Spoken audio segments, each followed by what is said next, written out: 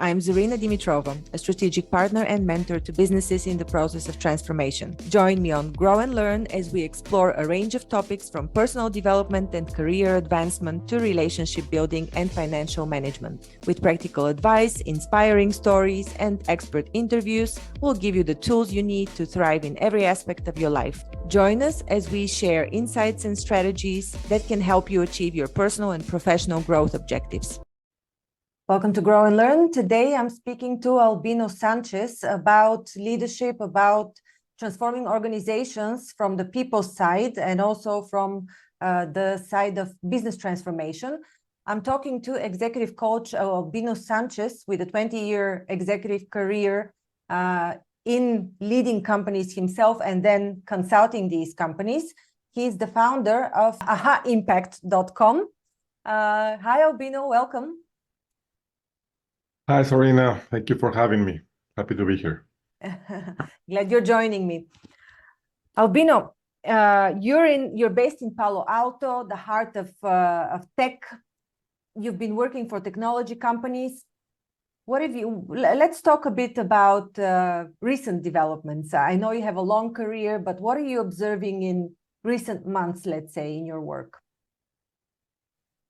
Well, I've seen in the environment a lot of change. Yeah, in business now change is constant, right?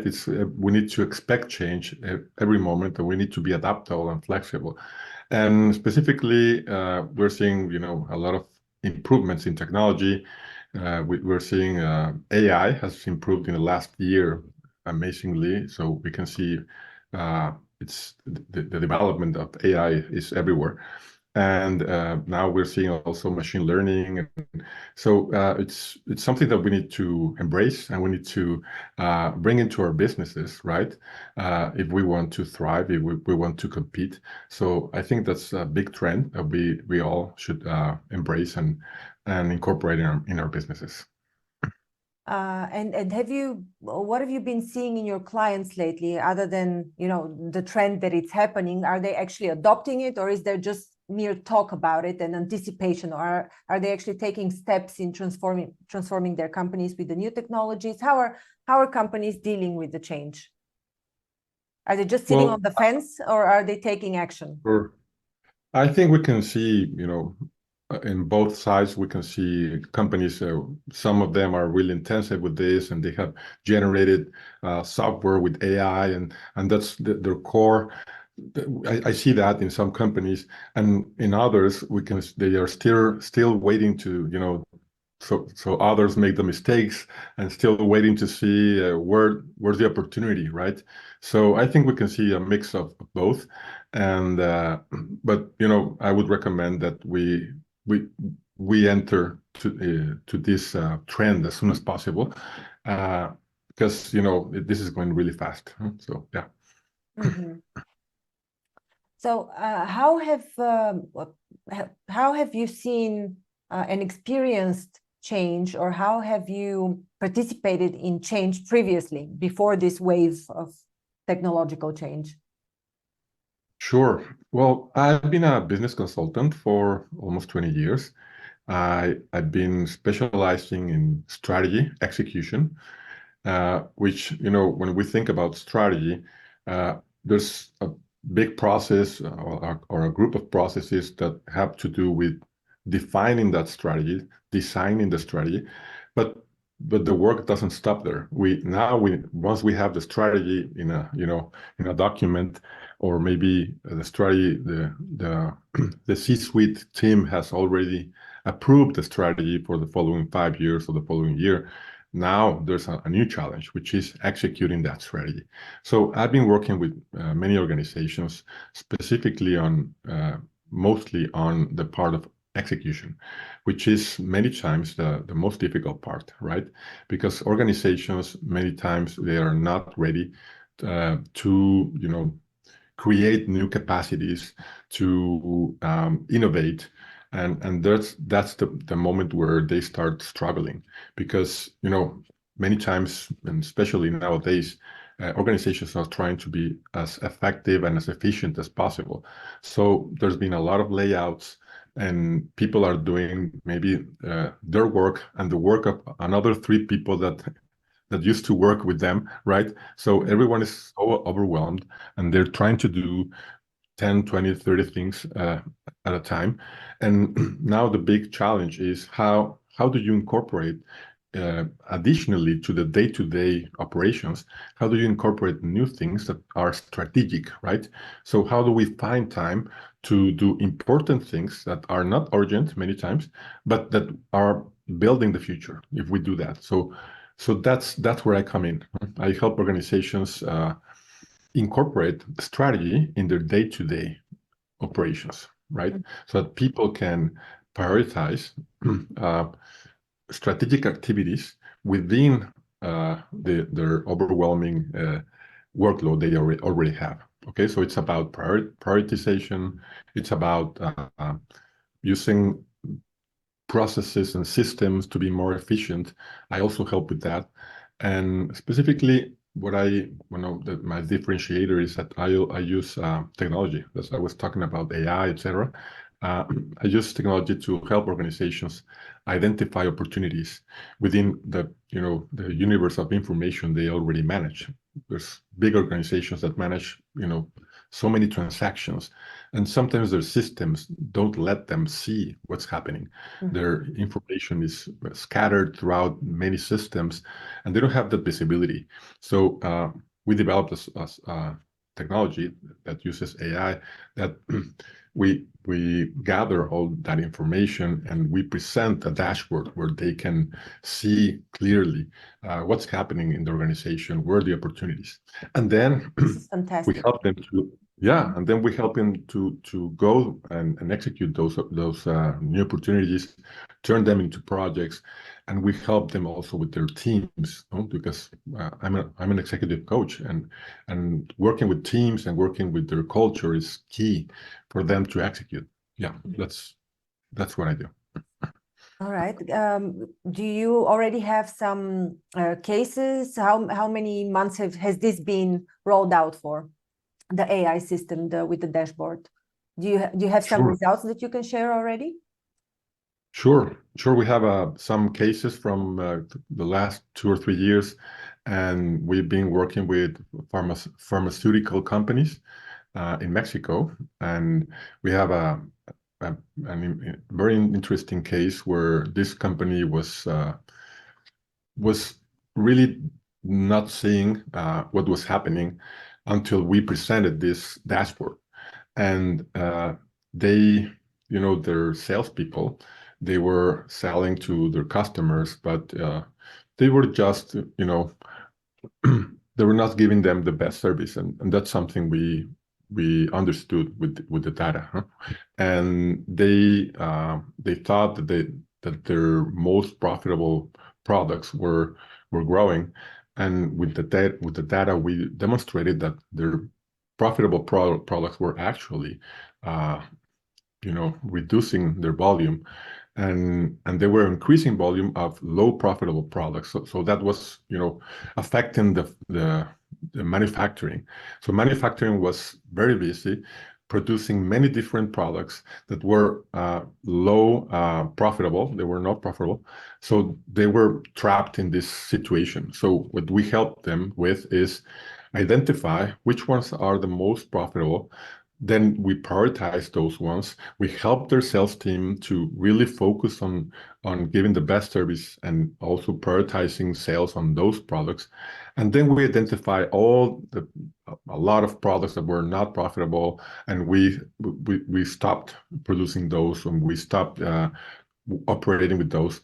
And we turned around the company in a few months. So that was a great experience.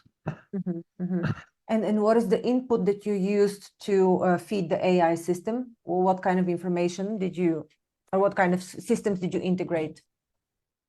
Well, we have the main source of information are their operational systems, their enterprise management system, and their databases. So we practically ask them to gather us as much information as possible, so that we can. What we build is like a lake. We call it a lake of data. So we gather all the information, and we we introduce it in a very big database that brings together all the information that they have scattered in different systems.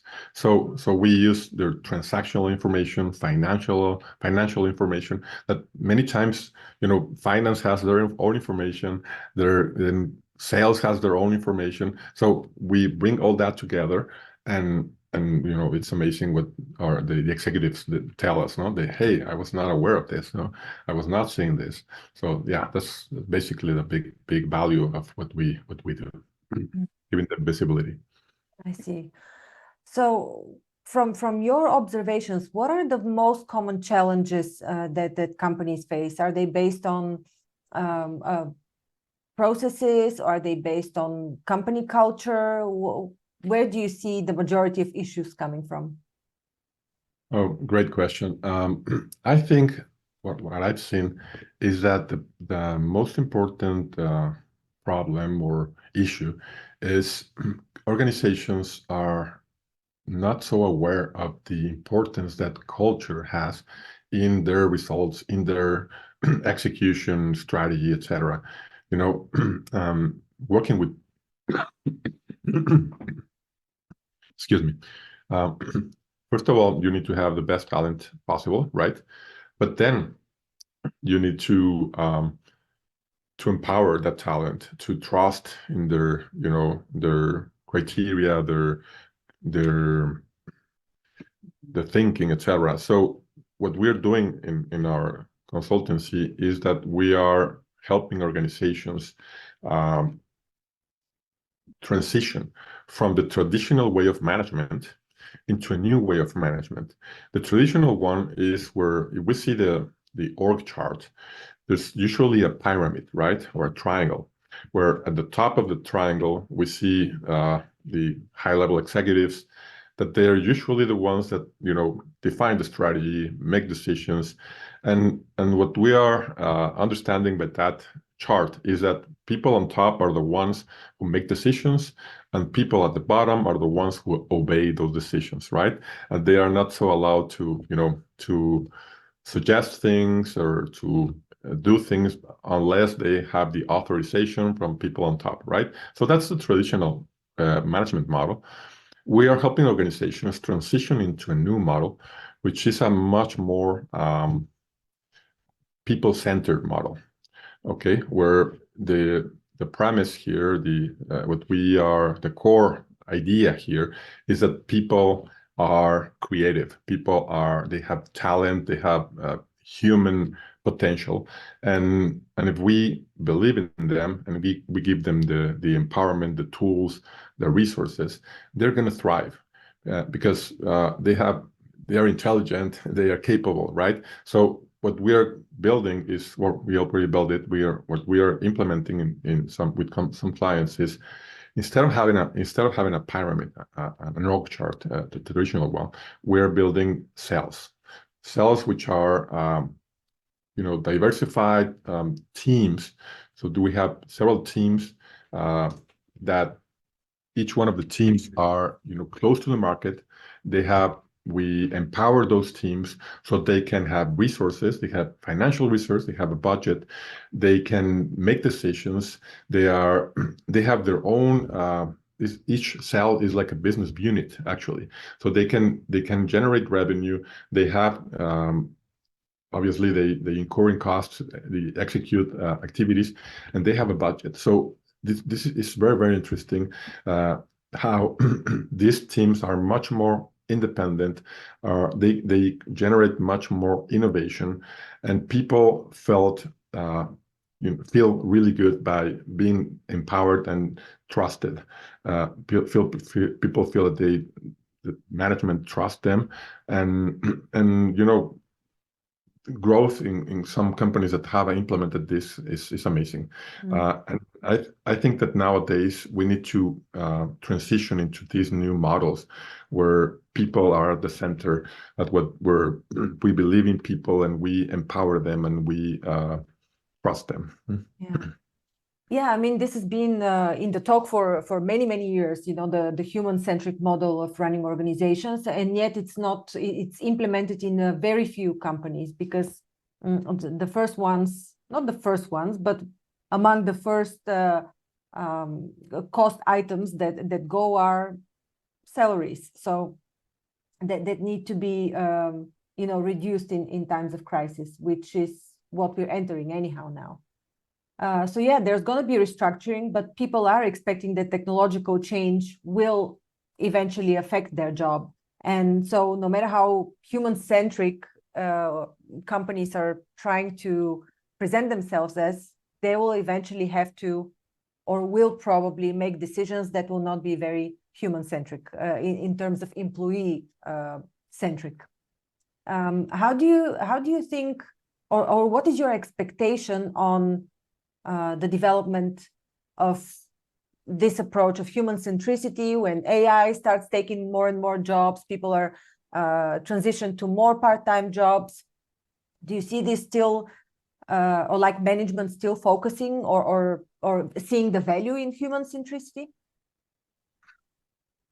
Well, I think thanks to AI, we are going to start, looking into, the value of human potential, the value of human, thinking, creativity, right? Because, okay, AI is going to help us, I think, to replace many groundwork, a lot of groundwork, a lot of operational activities that don't require much creativity, right? So we need to see AI as a tool, as something that is going to help us progress faster. And we can direct, or we can prompt this AI with our input, with our creativity, etc. So we need to work as a team with AI. So yes, AI is going to replace a lot of jobs, yes. But now I think that the challenge is to, on one hand, people need to start, developing themselves and maybe they're identifying their talent and see how they can market that talent in the marketplace and become maybe entrepreneurs. Maybe that's what's one route for them. Okay, and talking about what happens within the organizations.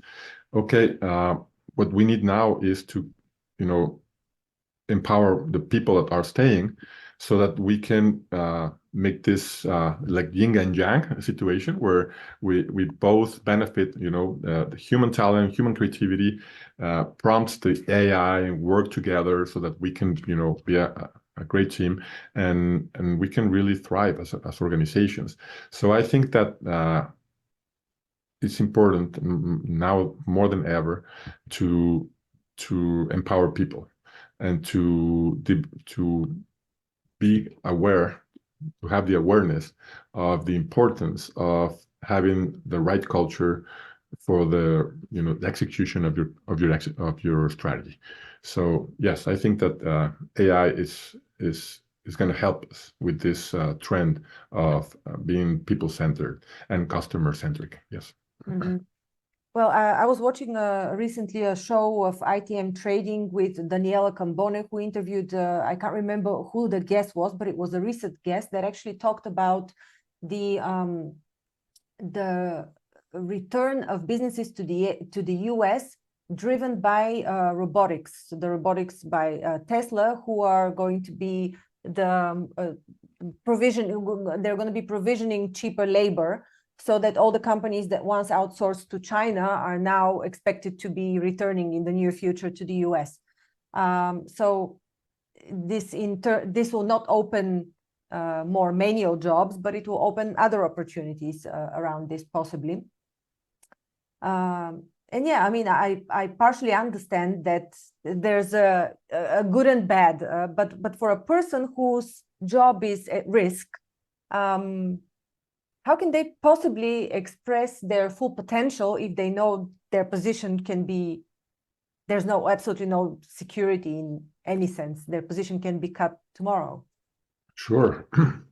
That's what I was at the beginning of our conversation. I was telling you that we should all embrace AI.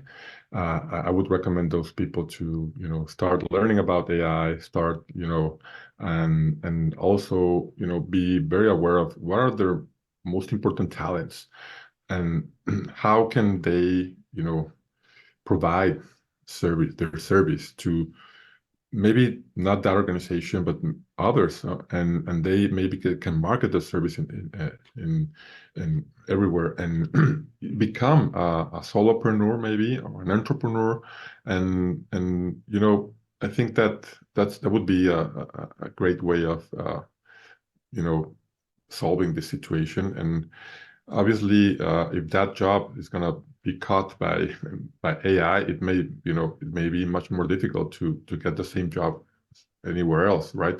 So that I was It could be simply the job market, not yeah necessarily AI, but the economy is already like the statistics in the US. I think I heard again on this same show from ITM Trading. I think it was like people that were working. It was like the ratio is three. If they were working 3 part-time jobs, now they would have to work 4 part-time jobs to supply the same income or something like that. yeah Yeah. and, and what I'm seeing also is that there's companies that you mentioned. China, for example, Chinese companies that want to enter the US market. They want to manufacture and sell in the US market. Well, we are seeing a lot of nearshoring, where they maybe, for example, through Mexico, they can establish a factory in Mexico. This is happening with Tesla, for example. They are building a mega factory in Monterrey. So that's just an example, but that's happening right now in countries that are, third world countries, but they have a border with a first world country. So this nearshoring or soft landing is happening right now at a huge scale, and that's a big opportunity that workers can embrace, and they can migrate to these countries that are receiving a lot of investment from large companies, and they need labor, right? So it's a matter of moving to where the labor is needed, right? So we need to be aware of that, and also if what you do can be delivered remotely, we should also be open to offer it, globally, right? So that's another huge opportunity we now have. Now since COVID, we see a lot of new developments of things that can be done now remotely, which before COVID were unthinkable, right? So there's also a big opportunity to sell your services, to offer to the whole world, right? So, and therefore, also marketing skills are really important now, right? So that you can let people know what you're doing, etc. So yeah, those are the recommendation, and something that we are doing to help these organizations that want to to enter for first world markets through nearshoring. We developed a software, we developed a platform where organizations like from China, that they can become members of the platform, and they input their information, and also other organizations from the in this case Mexico, for example, they want to provide services to them, right? So we create a platform that becomes like a marketplace, or it's like LinkedIn, but for manufacturing, for example, right? Where they can find each other and they can do business. And what we provide is we filter who's there, that they are reliable, that they are, and we also provide them with some guidance, so that you can be, you can have peace of mind that you're going to deal with with organizations that are, you know, are reliable. Okay. So yeah, that's another development that we've been doing, and we are now having conversations with large organizations like the Mexican Chamber of Commerce, for example. Okay. Interesting, very interesting developments. Albino, how can people get in touch with you, find out more about the platforms? You also mentioned you have an upcoming course. Can you tell us a bit more? Sure. Well, you can reach out to me through my LinkedIn profile, which is linkedin.com/IN/Albino Sanchez. Albino is ALBINO. And you can book a call with me. And also you can visit my website, which is ahaimpact.com. Aha is like HAHA, impact.com, right? And well, what's coming is recently I'm a co-author. We launched a book, which is it's a series of books called Cracking the Rich Code.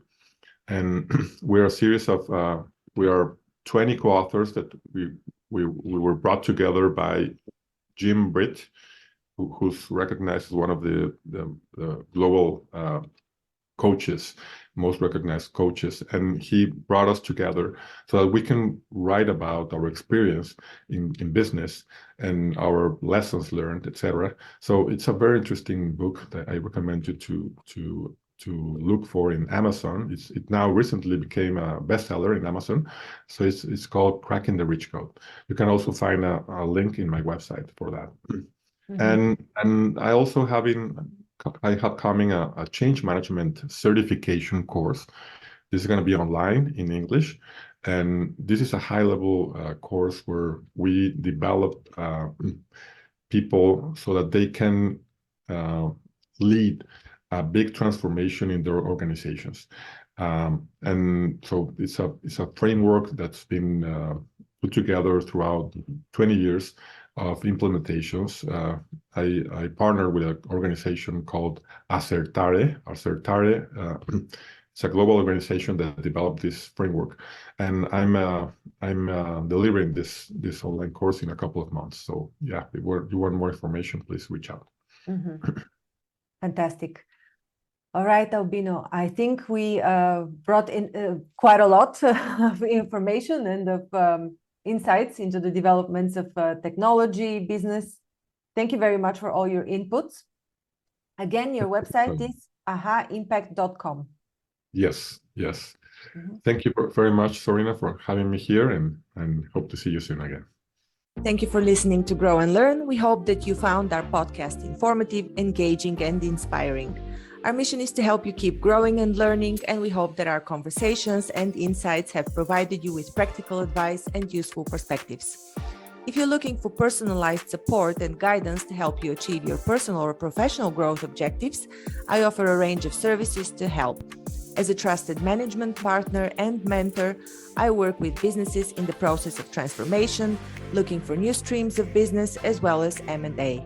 With an extensive professional network of experts and mentors, I can bring on board the right person or team based on the specific needs of the company I'm working with.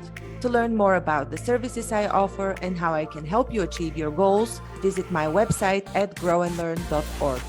You can also reach out to me via email or social media. I'd love to hear from you.